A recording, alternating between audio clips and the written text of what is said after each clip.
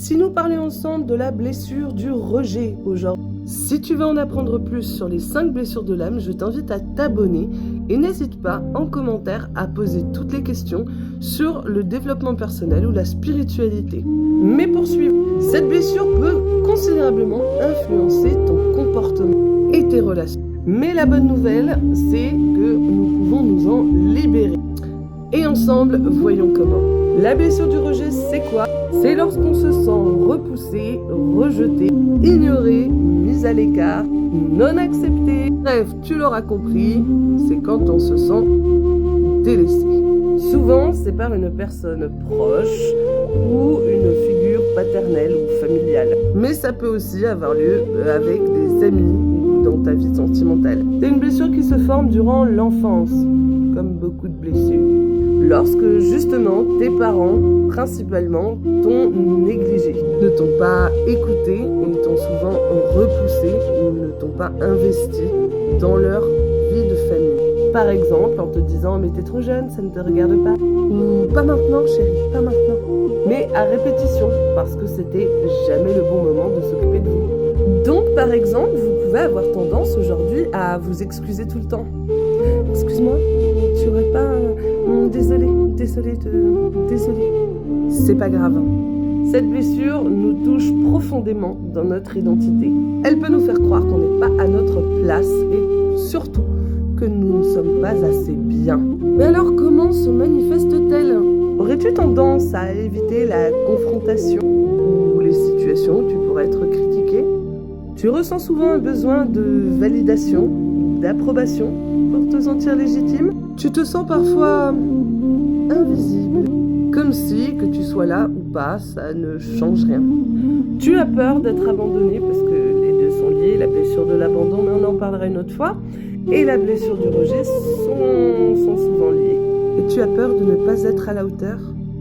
Ces mécanismes sont mis en place pour te défendre. C'est ce que ton esprit a construit pour te protéger.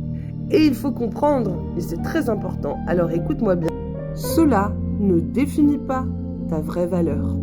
Cela ne définit pas ta valeur. Bon, maintenant que tu as compris ça, comment guérir, comment s'en libérer de la blessure du rejet? Comme toutes les blessures, la première chose hyper importante, c'est de la repérer. Reconnaître quand ta blessure s'active. Prendre conscience. Alors, observe tes émotions. Observe tes réactions. Observe-toi dans les situations où tu te sens rejeté. Ensuite, pratique l'auto-acceptation. À un moment donné, si toi, tu ne t'acceptes pas, tu ne peux pas demander aux autres de le faire à ta place. Alors oui, je te pousse un petit peu au cul, pardon pour l'expression, mais tu es légitime d'exister. Tu as ta place sur cette terre. Si tu es vivante, c'est que tu as ta place et ton rôle sur cette terre.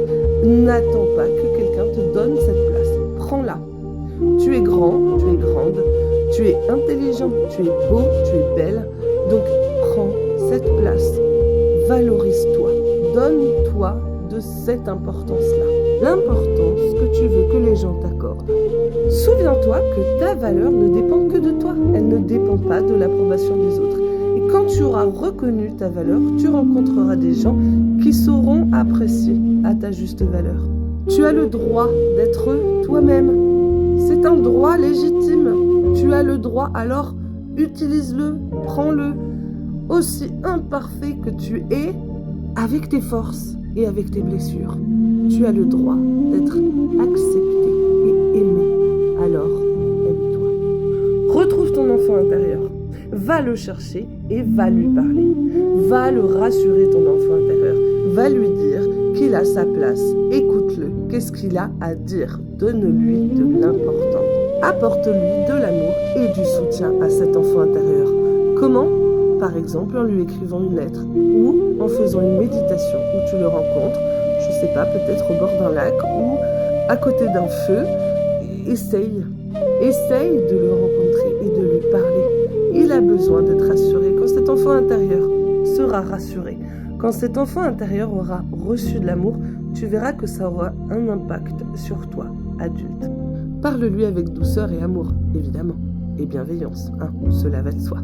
Une fois que tu auras fait tout ça, il sera beaucoup plus facile de t'entourer de personnes bienveillantes, de personnes qui n'auront pas besoin de te valider, de te donner leur approbation. Ils ne chercheront pas ça. Ils te prendront tel que tu es, avec tes qualités et tes défauts. Ils te soutiendront dans ta démarche de guérison. Et ils te permettront aussi, naturellement, sans effort, de te reconnecter à ton authenticité. La blessure du rejet peut te sembler écrasante, mais ce n'est pas une fatalité. Elle est là pour t'aider à grandir, à apprendre, à t'aimer profondément, à te libérer des attentes des autres. Je te rappelle que tu mérites d'être aimé entièrement pour qui tu es vraiment. Encore une fois, n'hésite pas à partager ton expérience en commentaire. Et si tu veux un coaching et un accompagnement avec moi, n'hésite pas à le demander. Bonne journée.